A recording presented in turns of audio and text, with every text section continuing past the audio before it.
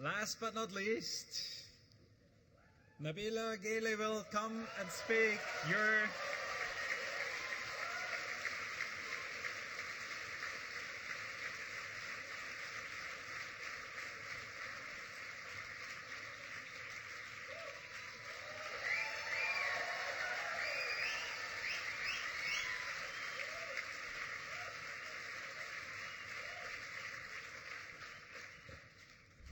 What's up, 14J? So I want to quickly echo Julian's thanks, specifically to the community at large, but also very selfishly to my family, the colorfully dressed Africans, my sister's back there trying to take a picture, and my husband and partner in crime is CJ. And by mentioning him, I want to also just take a moment to acknowledge a group of the broader community, the partners, that whether they're here or whether they're visiting, play an integral role and essentially become part of our life here at INSEAD. So I want to take a moment for them.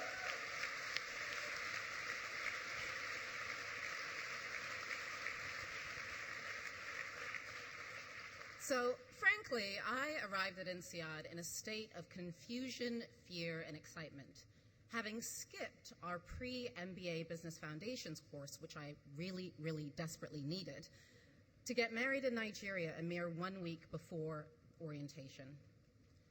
Everywhere I turned, classmates were sharing stories of the places they had visited, the lives they had lived, from climbing Mount Kilimanjaro to starting an entrepreneurial venture to competing on a national television dance show.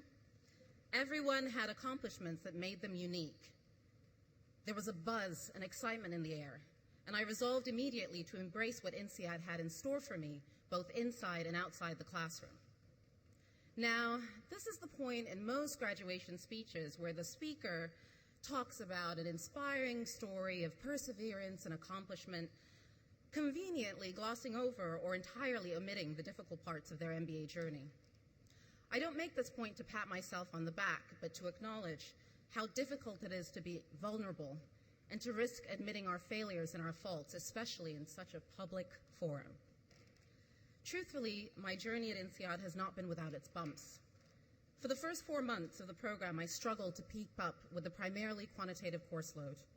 What did I, a mid-career attorney who had just spent 2 years teaching full-time at a law school in Washington, D.C., have to offer when I didn't even have a background using Excel spreadsheets and couldn't really calculate a free cash flow?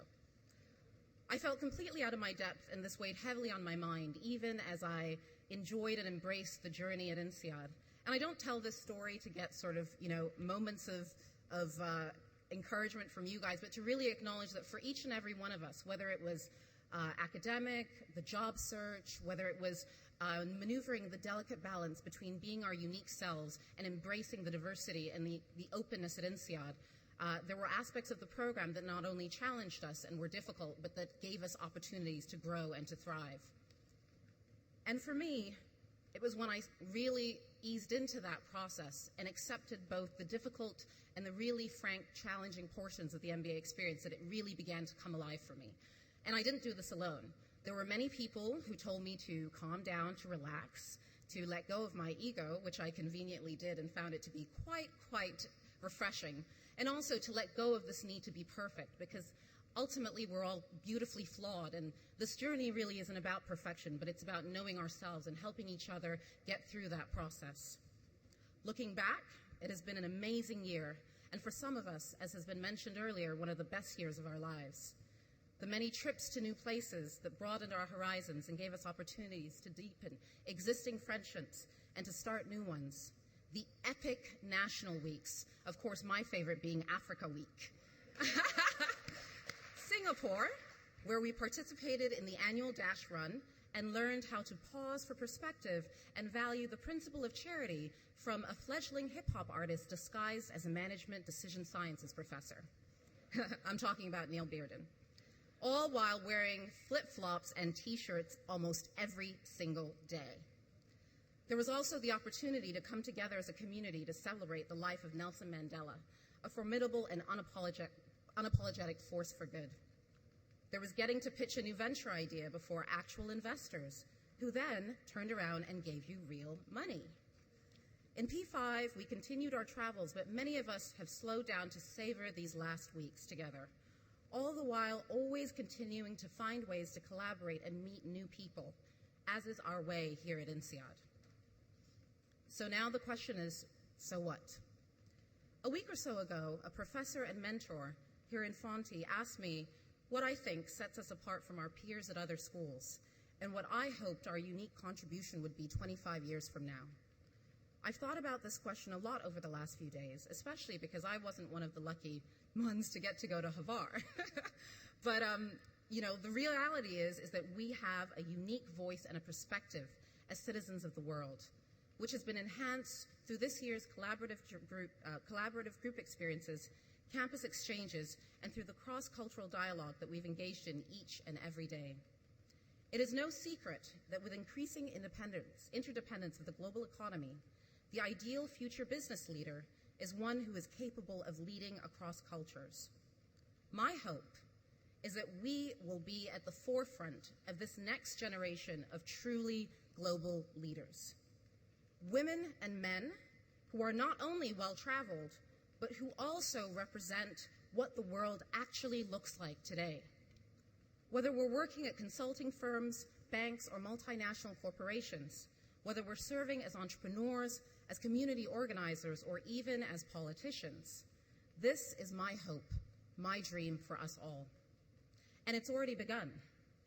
Proof that the INSEAD tagline, the business school for the world, is more than just words, is reflected in the many new countries that we will soon call home and the diversity of roles we will soon assume. While today is most definitely bittersweet, let's choose not to dwell in the past and instead take whatever has made this year amazing for each of us and carry it forward.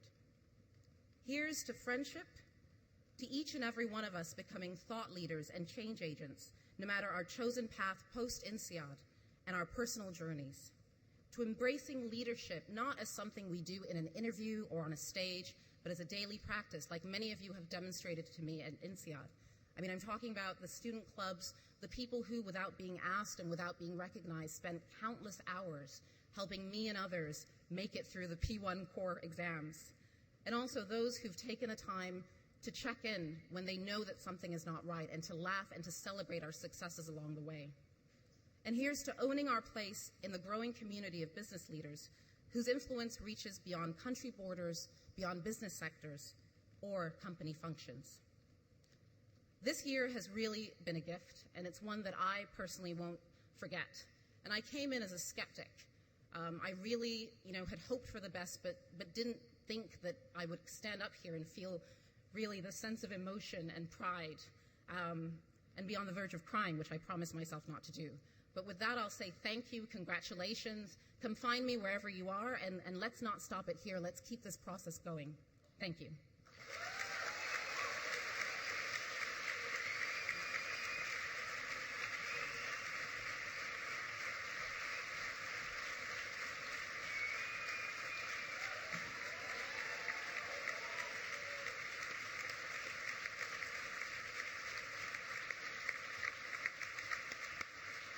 Thank you very much, Nabila.